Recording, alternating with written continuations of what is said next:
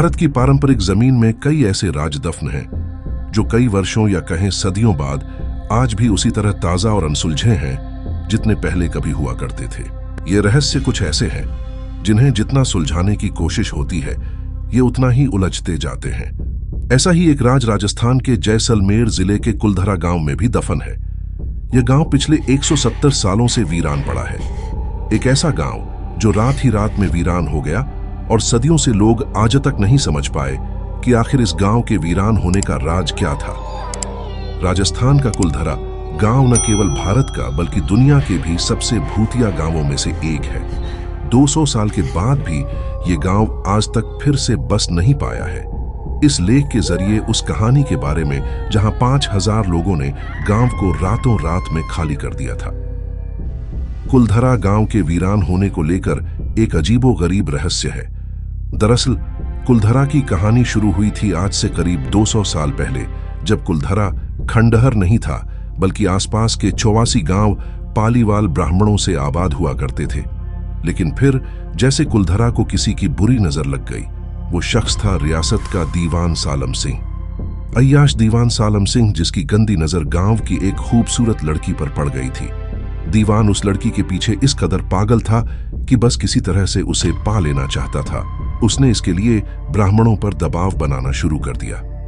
हद तो तब हो गई कि जब सत्ता के मद में चूर उस दीवान ने लड़की के घर संदेश भिजवाया कि यदि अगले पूर्णमासी तक उसे लड़की नहीं मिली तो वह गांव पर हमला करके लड़की को उठा ले जाएगा।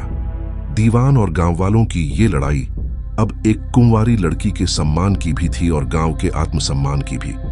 गांव की चौपाल पर पालीवाल ब्राह्मणों की बैठक हुई और 5000 से ज्यादा परिवारों ने अपने सम्मान के लिए रियासत छोड़ने का फैसला ले लिया। कहा जाता है कि निर्णय लेने के लिए सभी 84 गांव वाले एक मंदिर पर इकट्ठा हो गए और पंचायतों ने फैसला किया कि कुछ भी हो जाए अपनी लड़की उस दीवान को नहीं देंगे।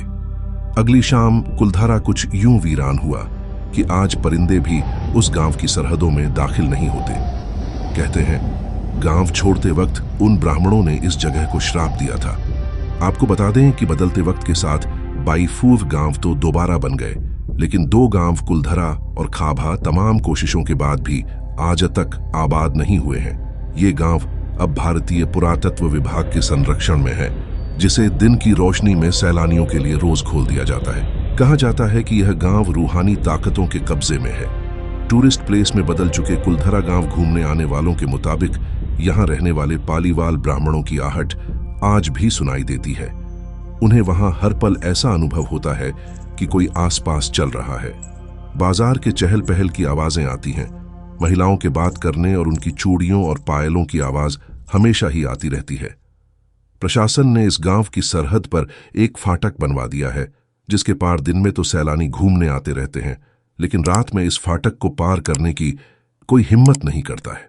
कुलधरा गांव में एक मंदिर है जो आज भी श्राप से मुक्त है। एक बावड़ी भी है जो उस दौर में पीने के पानी का जरिया था। एक खामोश गलियारे में उतरती कुछ सीढ़ियां भी हैं। कहते हैं शाम ढलने के बाद अक्सर यहां कुछ आवाजें सुनाई देती हैं। लोग मानते हैं कि वो आवाज 18वीं सदी का वो दर्द है जिनसे पालीवाल ब्राह्मण गुजरे थे। गांव के कुछ मकान हैं जहां रहस्यमय परछाई अक्सर नजरों के सामने आ जाती है। दिन की रोशनी में सब कुछ इतिहास की किसी कहानी जैसा लगता है, लेकिन शाम ढलते ही कुलधरा के दरवाजे बंद हो जाते हैं और दिखाई देता है रूहानी ताकतों का एक रहस्यमय संसार। लोग कहते हैं कि रात के वक्त यहां जो भी आया वो हादसे की शिकार हो गया। चलिए दोस्तों, आज के लिए इतना ही। ऐसे ही रोमांचक कहानी जानने के लिए हमारे YouTube चैनल को सब्सक्राइब करें। जय हिंद, जय भारत।